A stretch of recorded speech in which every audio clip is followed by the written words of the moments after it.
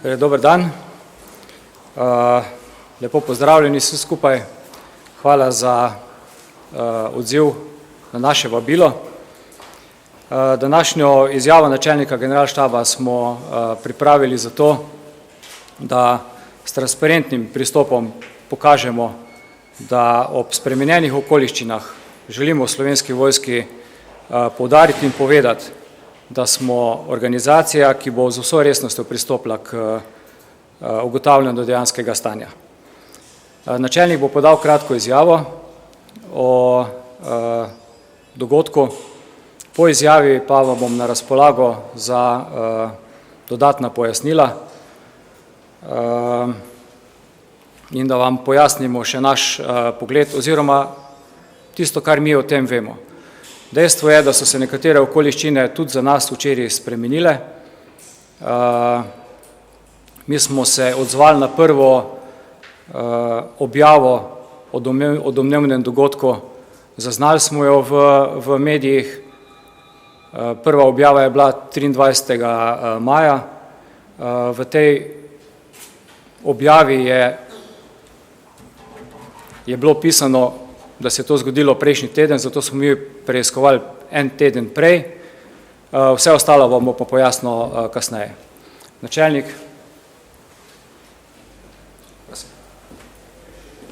Lep pozdrav vsem skupaj. Dobrodošli na generalštabu Slovenske vojske oziroma na ministrstvu.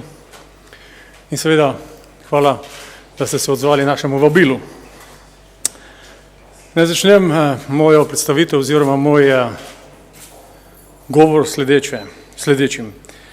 Veliko slabega je bilo izrečenega na račun Slovenske vojske v zadnjem času.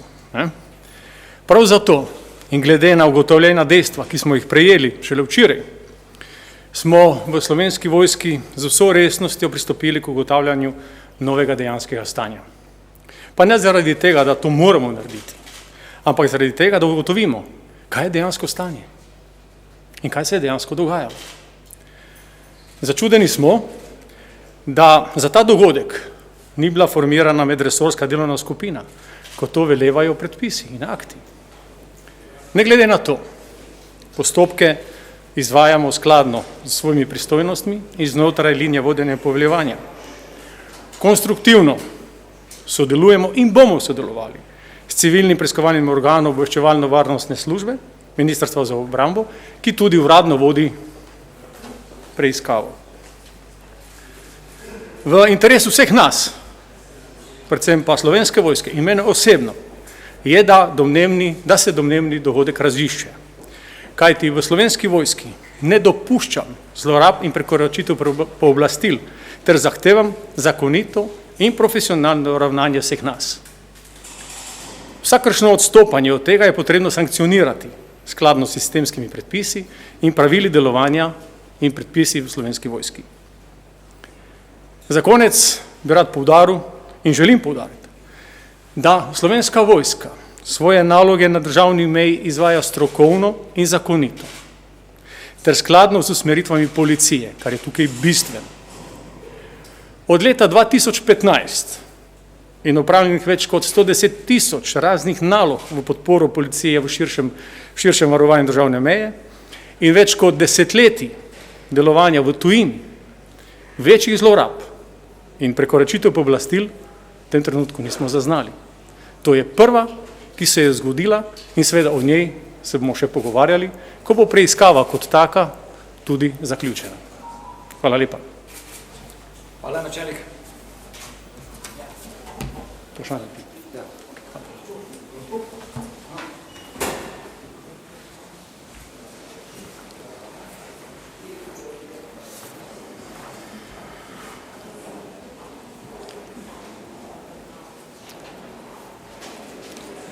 Torej, še enkrat. Začel sem z uvodom. Prva objava v medijih je bila 23. maja. V tem članku je izrecno bilo napisano, zgodilo se je prejšnji teden. V Slovenski vojski smo pregledali dogajanja v tednu pred 23. majem. 25. maja v ponedeljek smo bili obveščeni, da naj bi se dogodek zgodil 8. maja. domnevno dvakrat potrjeno. Zato smo se osredotočili na 8. maj. Za 8. maj izdelali poročilo gibanja vseh patrulj Slovenske vojske, ki so bile blizu tega območja. Zdaj, 7. maj je za nas bil novi datum. Nekje so bili očitki, zakaj niste pogledali dan prej, dan kasneje. Pogledali smo 23. cel teden prej, 8. Ja, nismo šli pregledovati vseh dnevov, vseh možnih dnevov. Ni bila preiskava kjerga datuma. 8. je bila izredno temeljita. Preučili smo vsako uro premikov naših pripadnikov. In teden pred objavo. Bom rekel, informacije niso bile dost precizne. Če bi bile, bi mi preiskovali, pa ne uporabljam izraza preiskava, ker znotraj Slovenske vojske nismo izvajali preiskave, ampak smo proučili dogodek za 8. maj. Sam nekaj, da se zaključim. V konkretnem primeru zdaj poteka preiskava, predkazenski postopek. Zdaj smo v situaciji, ko določenih zadev v tem konkretnem primeru ne moramo komentirati in moramo počakati na rezultate preiskave. Izvajamo svoje interne postopke, se pravi, mi bomo preverili v skladu s svojimi pooblastili in pravili, kaj se je dogajalo na ta konkreten dan. In ko bo preiskava končana, bomo o ukrepih, ki smo jih znotraj Slovenske vojske izvedli, tudi obveščali javnost. In pa še za na konec želim poudariti, da neutemeljeno in prehitro sklepanje o čemerkoli ne bi bilo korektno ne do tega občana, ne do pripadnikov Slovenske vojske in ne do naloge, ki jo strokovno zavzeto izvajamo že od leta 2015. Zdaj pa prosim, izvolite. Kaj so pripadniki Slovenske vojske počeli na italijanski meji? Običajno vemo, tudi iz poročil poznamo, da so na južni meji. Tudi do zdaj javnost bila nekako obveščena in želela prepričanja, da pripadniki Slovenske vojske patruljirajo v prisotnosti slovenske policije. Če to drži, ta primer, potem bi se izkazalo, da policija blizu ni bilo v tem primeru. Ali je to kršitev zakona o obrambi, 37. člena? In včeraj minister za obrambo omenjal nek sporazum med Slovensko vojsko in policijo. Kaj je v tem primeru? In kdo je bil tam pač načelnik, voditelj, komandujoči v tej enote, ki je tam delovala? Prav, hvala. Torej, naša naloga se imenuje podpora Slovenske vojske policiji pri širšem varovanju državne meje. Vse lokacije, kjer so pripadniki Slovenske vojske, določi policija. Nobene lokacije ne določa Slovenska vojska. Pripadniki Slovenske vojske oziroma patrulje se javijo pripadnikom policije in oni jih razmestijo in dajo naloge v skladu z pristojnostmi. Kater sporazum je bil omenjen? Med Slovensko vojsko in policijo obstaja taktično-tehnični sporazum o našem delovanju in verjetno je minister govoril o tem sporazumu.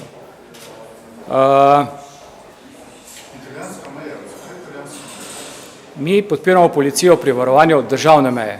Zakaj je italijanska meja, je treba vprašati policijo.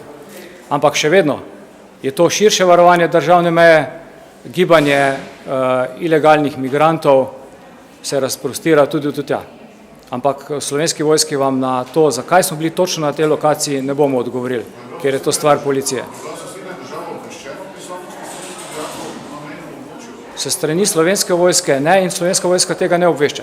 Mi izvajamo naloge na lokacijah in po nalogah policije v skladu z dogovorom.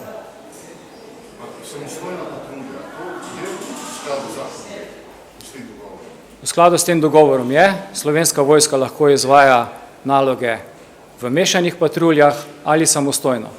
Če izvajajo naloge samostojno, se naloge odredijo strani policista, policije in policija je vedno nekje v bližini.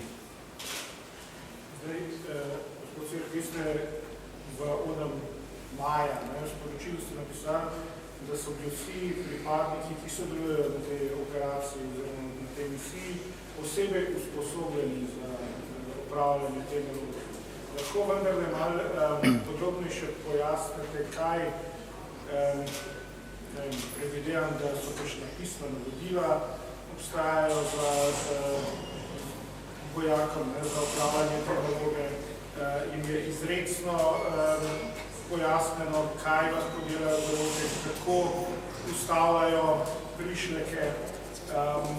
Po drugi strani tudi, ravno kar ste rekli, policist odredi, kaj zdaj to pomeni, kako mu odredi območje delovanja in pa v končni fazi tudi dnevniki, zapisniki te patrulje, kako natančno greste, kako natančni so te dnevniki, če lahko tudi mogoče malo pojasnite. Je to opredeljeno v ukazu, v splošnih pravilih?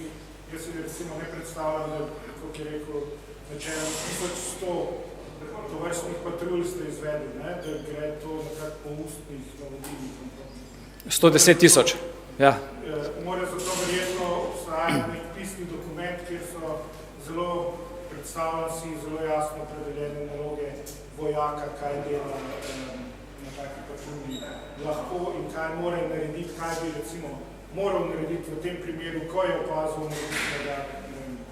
morebitno kršitev državne meje, kaj bi moral narediti. Vsi pripadniki Slovenske vojske, ki delujejo v podporo policiji pri varovanju državne meje, so dodatno usposobljeni. To usposabljanje zajema več področji.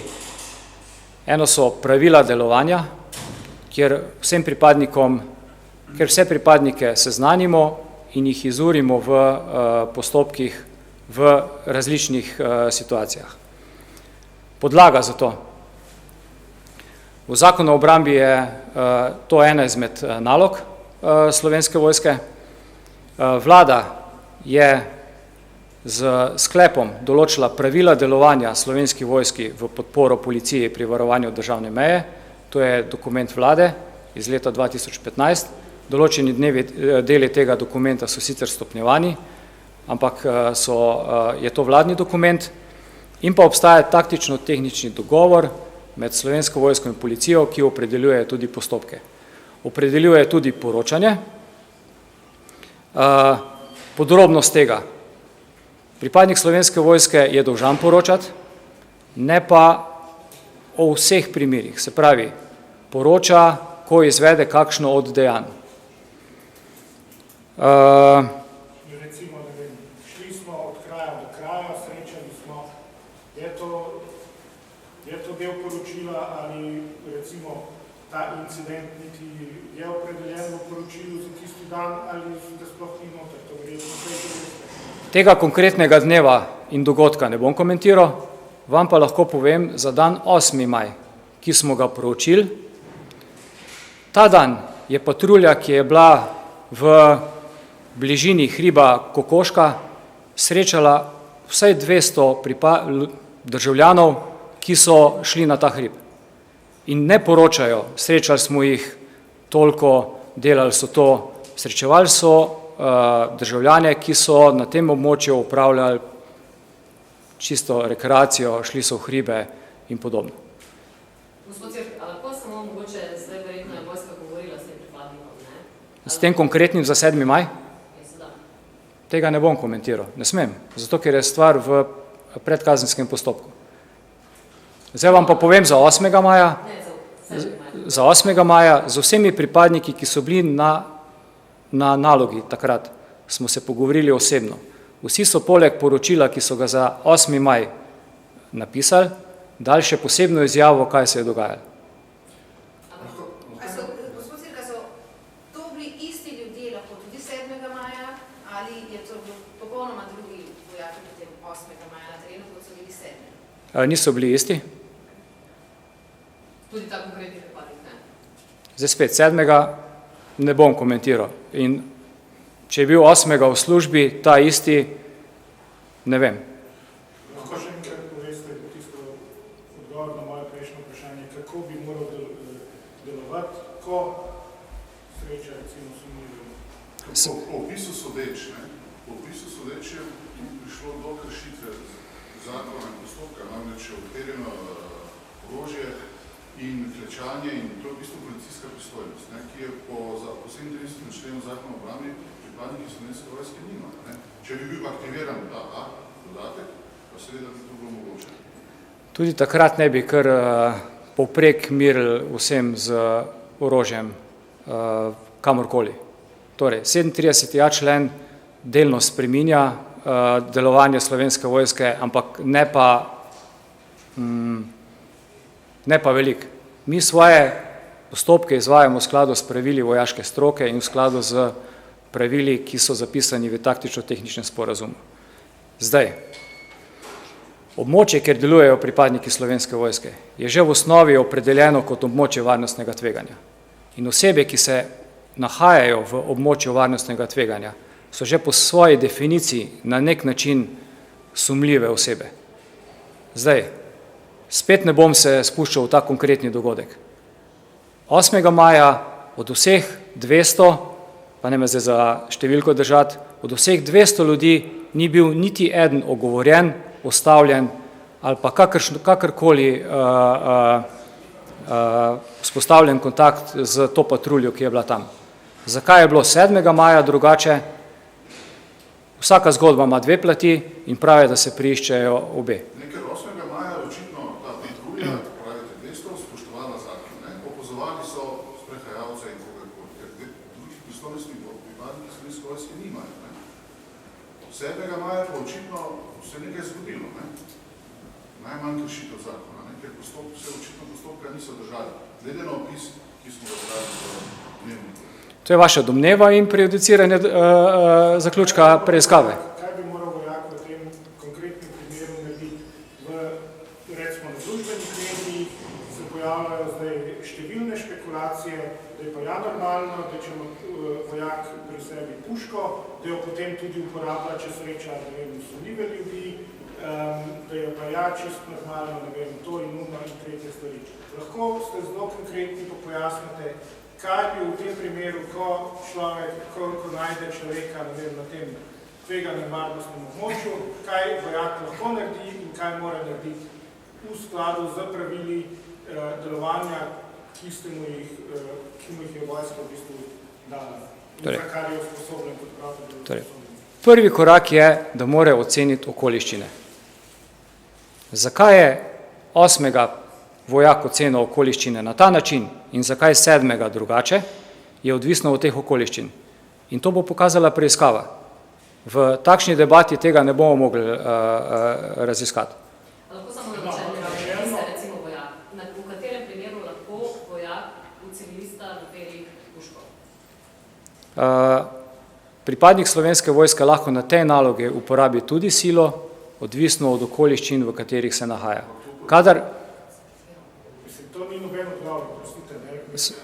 Zato, ker vam ne morem konkretno okoliščino opisati. Ker če bom šel v opis te okoliščine, bom spet šel na opis konkretnega dogodka. Načelno, če sreča migranta, kaj lahko z njim naredi vojak, mora, ne vem, poklicati policista, lahko sam dela, lahko ne deluje sam, ne vem, pojasnite to, ne vem, nekomu zdaj v 15 sekundah v kamera, da bo na poročilih človek vedel, kaj lahko pričakuje od vojaka. Ja? Torej, pripadniki Slovenske vojske, ki so na meji, lahko ogovorijo vsakega državljana, vsakega, ki se nahaja tam. Ugotovijo okoliščine in poročajo policiji. Ga lahko zaustavijo, ne premikaj se, bomo počakali policista. Zdaj, odvisno od okoliščin. Če bojo ocenili, da je to skupina nevarnih migrantov, ja. In lahko uporabi tudi orožje. Kot vam govorim, v določenih okoliščinah lahko uporabi tudi orožje. Pa zdaj ne bom šel v skrajno silo. Vsak pripadnik Slovenske vojske lahko na svoje nalogi uporabi za zaščito sebe in svojih sodelavcev, za zaščito življenja in premoženja državljanov, tudi silo. Tudi silo. Ne, v skladu s pravili službe v Slovenski vojski. Tudi to je vladni dokument. Torej, v samo, če so sedem- počutili ogroženega, lahko uporabijo orožje oziroma silo. Tako, konec koncev, če govorimo o skrajni sili in silobranu, tudi občan, državljan lahko uporablja silobran in skrajno silo. Kdaj natančno in kako ste vi izvedeli, torej, da se je to zgodilo? Iz medijev, 23. maja, ko je bil, Ja, kar se tiče, ampak govorimo o 7. maju, torej, da je pa 7. maja vendarle bil slovenski vojak. jaz sem zvedel včeraj Vojska kot taka pa, in prej nisem bil o tem obveščen, domnevam, da včeraj. glede na poročila v medijih, ne, glede na to, da se je v nekem trenutku zaključilo, da se to pravzaprav slovenska vojska v tem času, ko naj bi se to zgodilo, da ni bilo, ali se v tem času mora biti sam vojak, ni oglasil in pa tega nekako povedal, se to ni zgodilo. Nihče od pripadnikov Slovenske vojske ni izpostavil 7. maja, takrat se je zgodilo pa to. Ne. Vsaj ne uradno, ki bi prišli do generalštaba. Predsednik republike in pa parlament pričakujeta poročilo slovenske vojske, kdaj se bo to zgodilo? Okoliščine so se z včerajšnjim dnem spremenile. Ko poteka predkazenski postopek, smo na nek način omejeni. Mi bomo svoje postopke izvedli, jih imamo določene in bomo ugotovili, ampak poročali bomo v skladu z pristojnostmi Ministrstva za obrambo in vrhovnemu poveljniku, če bo treba. Kar se tiče mogoče eno predkazenski postopek, ki ga vodi torej OVS. Zdaj je prevzela obveščevalno varnostna služba, to je civilni del Ministrstva za obrambo. Njihovi kriminalisti so prevzeli preiskavo dogodka. Še kakšne posebne postopke? Mi pa znotraj enote bomo preverili, kaj se je 7. maja dogajalo. Kdaj pričakujete zaključek vseh teh postopkov in poročilo? Stvar preiskovalca. Glede na to, da je načelnik rekel, da boste maksimalno transparentni in da boste hočete zadeve prijeti do dna, predvidevam, da glede na to, da so poročila jasna, že napisana 2 meseca nazaj, to ne bi smelo biti, ne vem, bomo spet čakali zdaj 14 dni, da policija nekaj naredi, ali boste sami vendarle hoteli oprati slovensko vojsko. Stvar preiskovalca. Naša vloga zdaj je, da čim bolj transparentno in konstruktivno sodelujemo s preiskovalcem. Zdaj, minister Tonin je takrat namignil, da gre za lažno novico, ali lahko vsaj to rečete zdaj, da ne gre za lažno novico, ali še zmeraj? Ne morem ne potrditi, ne zanikati. Vedno več indicev je, da se je primer dejansko zgodil. Zdaj pa na kakšen način se je dogajal in zakaj je prišlo do vsega tega, kar naj bi se zgodilo v tem primeru, je pa stvar preiskave. Lahko še sankcije, o sankcijah, ki rečete načelno, kakšne sankcije čakajo vojaka, ki ne spoštuje tovrstnih navodil in povelj? Če poteka predkazenski postopek, potekajo stvari v skladu z zakonom o kazenskem postopku, sankcije so predpisane v kazenskem zakoniku. Torej, tudi v pravilih službe Slovenske vojske so določeni členi, ki bi lahko prišli v poštev v tem konkretnem primeru, ampak o konkretnih zadevah ne bom govoril.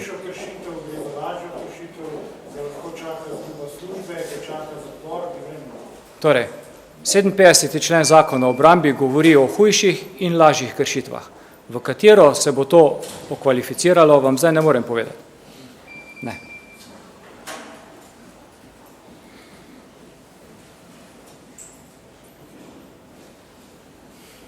Prav? Hvala lepa. Pa lep dan vam želim.